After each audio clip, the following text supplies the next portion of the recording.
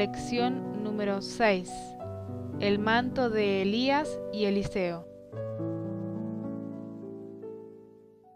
Hola a todos, acá estamos listos para compartir esta atrapante e intrépida historia. Ahora bien, les propongo hacer algo distinto. En primer lugar, les voy a hacer un repaso cronológico y general del episodio sin entrar en detalles. Y luego termino con una serie de reflexiones traído obviamente a la realidad de nuestros días. Comencemos por Elías.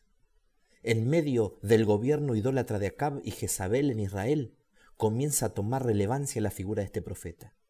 Predice por designio de Dios una sequía sobre el pueblo. Dios mismo le dice que salga de la ciudad y se vaya al arroyo de Querit, frente al Jordán. Allí debía beber del arroyo y los alimentos le serían alcanzados por unos cuervos por la mañana y por la tarde. Luego de unos días el arroyo se seca y Dios mismo lo redirige hacia la ciudad de Sarepta a ser alimentado por una viuda que como novedad ya no tenía para comer ni darle tampoco a su hijo. Ocurre el milagro divino. Comen todos, guardan lo que sobra, quedan felices y de repente el hijo de la viuda muere. Esta señora entonces reprocha a Elías por esto. El profeta entonces clama a Dios. El niño resucita y se lo devuelve a los brazos de su madre. Más tarde, Dios salva al profeta nuevamente y le dice que vaya a Samaria a ver a Acab para hacer llover nuevamente.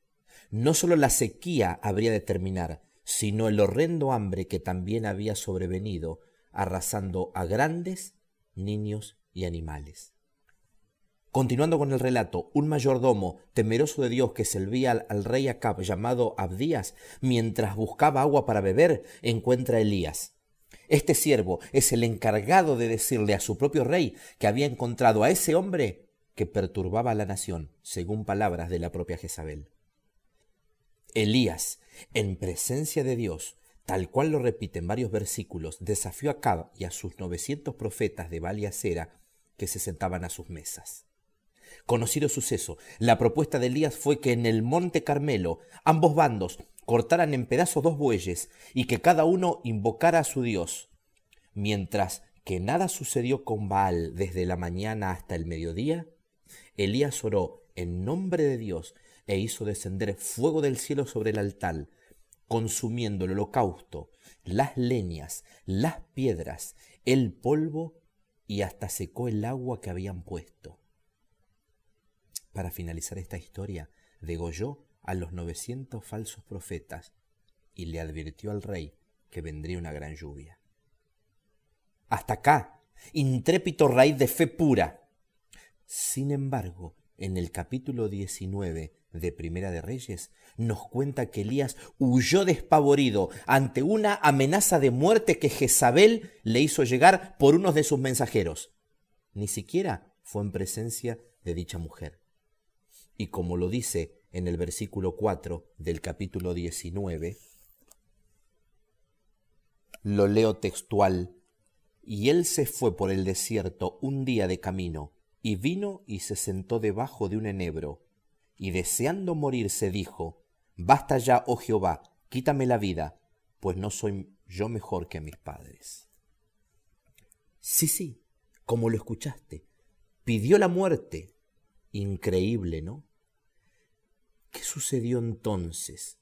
Dios lo alimenta por segunda vez, lo atiende en su depresión, lo espera, le da tiempo, dialoga con él y lo restaura. Acto seguido, le encarga volverse por el mismo camino que trazó, con el objetivo de ungir 2 reyes, y nada más y nada menos que ungir a su sucesor. Antes de esto, va por segunda vez a ver a Acab, pero esta vez con muy malas noticias. El profeta lo reprende por haber hecho apedrear y matar a Nabot en consecuencia. Le habla de su muerte y Acab, para sorpresa de todos, se arrepiente rasgando sus vestiduras y ayunando en cilicio y humildad. En la misma vuelta sobre sus pasos, además encuentra a Eliseo, su sucesor, y como dice el versículo 19 del capítulo 19, partiendo él de allí, halló a Eliseo, hijo de Safat, que araba con 12 yuntas delante de sí, y él tenía la última. Y pasando Elías por delante de él, echó sobre él su manto. Le echó su manto encima como señal de la nueva responsabilidad. En tal sentido, comienzan a vivir diferentes experiencias cristianas juntos, hasta que un día, al ir caminando y charlando entre ambos, Dios lo arrebató en un carro con caballos de fuego, transportándolo directamente al cielo, en una imagen, me imagino, hermosa y original, tanto para ese momento como para este. Hoy, con tanta tecnología y avance, se puede imitar en cualquier película moderna este suceso. A partir de acá, la responsabilidad del manto divino estaba al servicio de Eliseo. Qué hermosa y enriquecedora historia espiritual. Ahora bien, veamos algunas reflexiones para nuestra realidad. La primera, afrontar pruebas. Seguir a Cristo significa convivir con la responsabilidad de su manto. Por mencionar solo un ejemplo, la realidad de la sequía también afectó a Elías. Debió emigrar. No por ser sus hijos, el Señor nos evita situaciones difíciles y aún desesperantes. La enfermedad, el desempleo, injusticias laborales, peleas familiares, relaciones conflictivas con padres o hijos, separaciones, entre muchos otros. No estamos exonerados de que las podamos enfrentar en esta vida, con el único propósito de parte del enemigo de echarle la culpa a Cristo y en consecuencia separarnos de él. Toda prueba, por más pequeña que parezca, constituye una lucha mental, y esto es constante, por eso la prueba es constante. Ahí se ganan o pierden las batallas espirituales. Ergo, la responsabilidad por el costo de seguir a Jesús siempre será menor que la responsabilidad por el costo de no seguir a Jesús. Y además, la gran diferencia, que todo en Cristo es para salvación. Segunda reflexión, llamado de Dios donde estés. ¿Dónde estaba Eliseo cuando Elías le tiró su manto? En su trabajo. ¿Y qué pasó? ¿Continuó trabajando o lo dejó? Seguir a Cristo significa hacer decididamente cambios radicales en nuestra vida. Por un lado, hablo de cambiar hábitos y costumbres que nos damos cuenta que son nocivos para nuestra relación con Dios. Podemos decir la ingesta de alguna bebida, concurrir a determinados lugares, cambiar mi vocabulario y mi forma de actuar interesada. Pero además hay otras. Pregunto, ¿Eliseo estaba haciendo algo malo? La respuesta es no. ¿Y entonces? Acá viene lo difícil o lo sutil.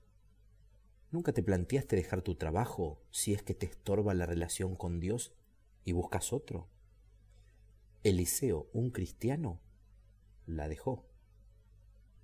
Amigos, hay muchas actividades que son buenas, pero necesito dejarlas o cambiarlas si quiero dar a Jesús el primer lugar. No es una locura cambiar o dejar un trabajo, por ejemplo, por otro que te permita tiempo para Dios. Tampoco es una locura dedicarle menos tiempo al trabajo actual, que nos quita tiempo para pasar un buen rato hablando con Dios. Aún en la actualidad escucho hombres y mujeres que siguen una fe cristiana, pero que se levantan en la mañana apurado a hacer sus actividades, sin tener una devoción con Dios. Continúan durante el día tomando decisiones, comprando, vendiendo, sin consultar al Señor, y llegando cansados por las noches, con ganas solamente de dormir, otra vez sin la necesidad de terminar el día hablando con Dios. Te pregunto, aunque se diga cristiano, ¿cómo puede ser cristiana una persona así? Dios tiene planes, te los hará saber, y eso incluye cambios importantes de cosas que ni siquiera hubieses pensado alguna vez en cambiarlas o dejarlas de hacer, por amor a Jesús. si das el gran salto, del otro lado no te vas a caer al vacío. Del otro lado están los brazos de Jesús. Tercera reflexión. Arrepentimiento válido para todos. En Primera de Reyes 21:27 dice, leo textual: y sucedió que cuando Acab oyó estas palabras, rasgó sus vestidos y puso cilicio sobre su carne, ayunó y durmió en cilicio y anduvo humillado. ¿Quién se arrepintió? No fue un devoto hijo de Dios, sino uno de los reyes más sádicos y malvados de la historia judía. Queridos, el arrepentimiento es también un don de Dios y Él se los da a todos. Aquel que te hizo o hace daño, ese jefe cruel, ese familiar que vive burlándose de vos, ese vecino intolerable, todos ellos pueden arrepentirse. No hay que darlos por muertos espirituales.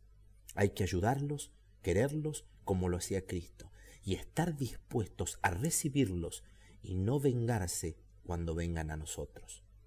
No es bíblico utilizar la ley del talión, ojo por ojo, diente por diente, para vengarse de ellos.